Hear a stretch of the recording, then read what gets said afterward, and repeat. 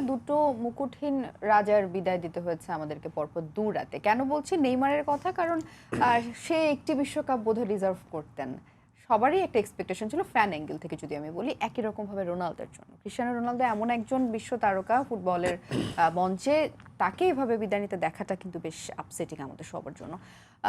অনেকেই আবার বলছে পর্তুগালের এই অধপতনের জন্য রোনালদো খানিকটা রেসপন্সিবল। সেটা কিভাবে রেসপন্সিবল আমরা আসলে জানতে চাই। আপনার কাছে কোনো অবজারভেশন আছে?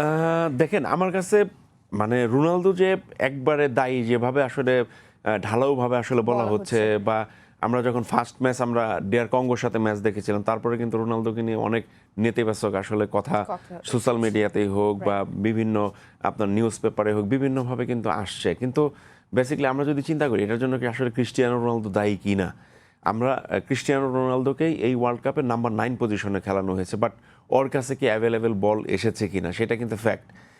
সে এইখানে দেখেন ব্রুনো ফার্নান্দেস ওয়ার্ল্ডে নাম্বার 10 পজিশনে না আসাটাও কিন্তু একটা ইন্টারনাল কনফ্লিক্টের মানে আশঙ্কা আমাদেরকে দেয়। না, ডেফিনেটলি আমি সেটাই বলছিলাম, যেমন ওদের টিমের ভিতরে কোনো সমন্বয়হীনতা ছিল না, যে টিমটা জিততে হবে বা ইন্ডিভিজুয়াল স্কিল শো করার একটা প্রবণতা আমরাও দেখেছি।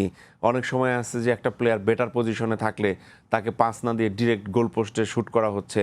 তো কিছুটা দেখা যাচ্ছে মনে করেন আপনার এলোমেলোভাবেই কিন্তু আসলে ফুটবলটা মানে ওরা মাঠের ভিতরে খেলার চেষ্টা করেছে। তো আমার কাছে মনে হয় যে এইখানে রোনালদোকে নিয়ে যে কথাটা আসছে, দেখেন রোনালদো ওয়ার্ল্ড ফুটবলে একজন গ্রেট ফুটবলার।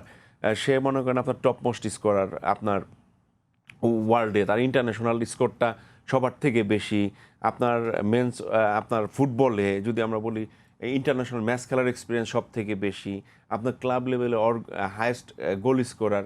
সো ওরে নিয়ে না আসলে মানে হয়তো বা এক্সপেকটেশনের জায়গাটা অনেক বেশি হাই ছিল, সেই জায়গাটা রিস্ক করতে পারে নাই। দ্যাটস ওয়াই হয়তো বা যারা পর্তুগালকে সমর্থন করে বা ক্রিস্টিয়ানো রোনালদোর অনেক ফ্যান আছে, তারাও হয়তো বা অনেক সময় আছে আসলে সেটা রাগেই হোক বা ক্ষোভেই হোক আমার কাছে মনে হয় এই কথাটা বলে। কিন্তু দিন শেষে সত্যি কথা যে পর্তুগাল টিমটার ভিতরে কোনো সমন্বয় ছিল না, একটা প্লেয়ারের সাথে আরেকটা প্লেয়ারের সাথে ওই রকম কানেক্টিভিটি ছিল না। সত্যিকার অর্থে বিশ্বকাপের মঞ্চে দিস ইজ ভেরি আনফরচুনেট যে দলের না হয়ে আমরা ইন্ডিভিজুয়ালি আসলে চিন্তা করতে দেখেছি অনেক প্লেয়ারকে, এবং দলের হয়ে খেলাটা বোধহয় এখানে বেশি জরুরি ছিল দলটাকে আরো সামনে এগিয়ে নেওয়ার জন্য।